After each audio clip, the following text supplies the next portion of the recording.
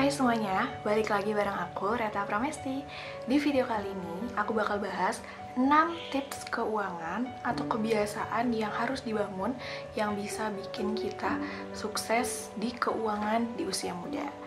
Nah, tapi sebelum masuk ke videonya, aku pengen kamu bantu like, comment, share, subscribe kalau misalnya kamu suka sama channel ini ya, biar kamu gak ketinggalan info-info, edukasi, serta finance di channel ini. Thank you. Siapa sih yang gak pengen gitu ya keuangannya itu gak seret, jadi emang lancar-lancar dan aman sentosa? Pasti semua orang pengen kan?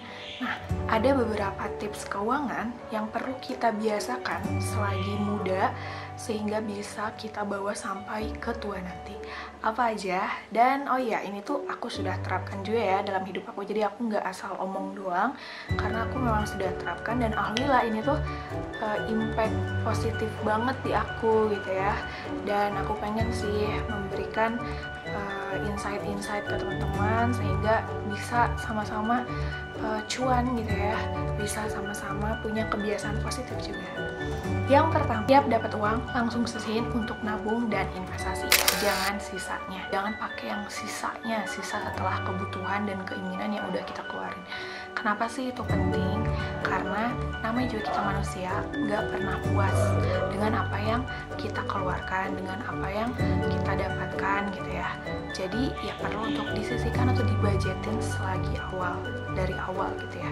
Nah kalau misalnya udah tenang, jadi kita tuh pakai kebutuhan tuh ya bisa disesuaikan sama sisa yang tadi udah ditabungin dan investasi. Tapi jangan juga over ya, jangan over budgeting buat nabung dan investasi, takutnya nanti kebutuhan kamu tidak disesuaikan. Misalnya bisa pakai persentase 50-30-20, atau misalnya kalau aku 45-25-30 kayak gitu bisa ya, itu disesuaikan sama kebutuhan hidup kamu. Yang kedua, live below your means.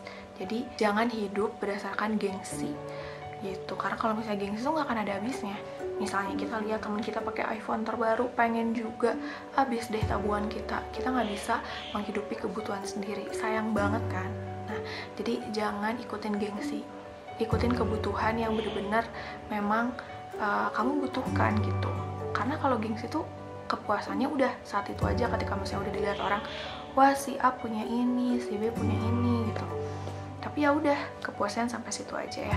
Kecuali kalau misalnya kita emang udah di fase aktualisasi diri gitu, udah tinggal menikmati hidup gitu ya. Tapi kalau misalnya kita masih di fase kayak remaja, dewasa yang emang masih terbatas dengan keuangannya, ya kita harus pintar-pintar untuk mengelola keuangan. Yang ketiga, jangan lupa sedekah. Please, ini bener banget ya. Sedekah tuh adalah bagian yang penting banget di hidup, karena sebagian dari rezeki kita tuh adalah rezeki orang lain. Jadi jangan tamak juga sama rezeki yang kita dapatkan ya, jangan dihabisin untuk foya-foya di dunia, tapi juga jangan lupa sedekah. Sedekahnya bisa lewat online, offline, langsung gitu ya. Kalau aku biasanya tuh pakai ini kayak aplikasi bawaan dari bank syariah aku zakat ya, atau sedekah tiap bulan kayak gitu.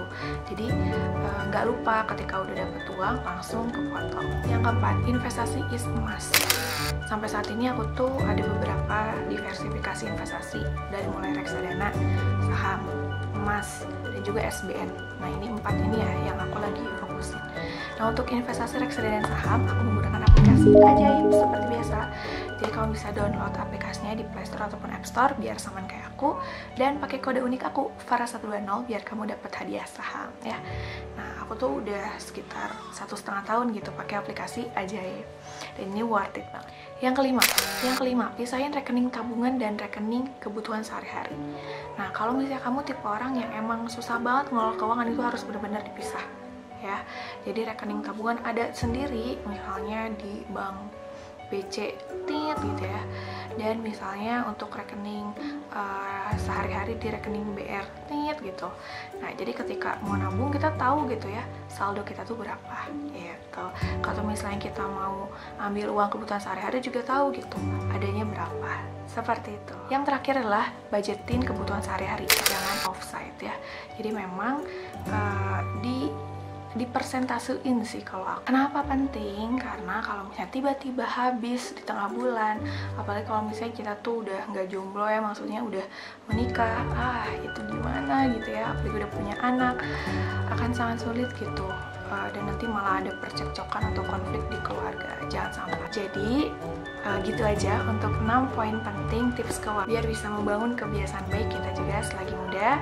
Thank you for watching. Kalau misalnya kamu ada saran konten lain, boleh banget kirim di kolom komentar. Thank you and bye.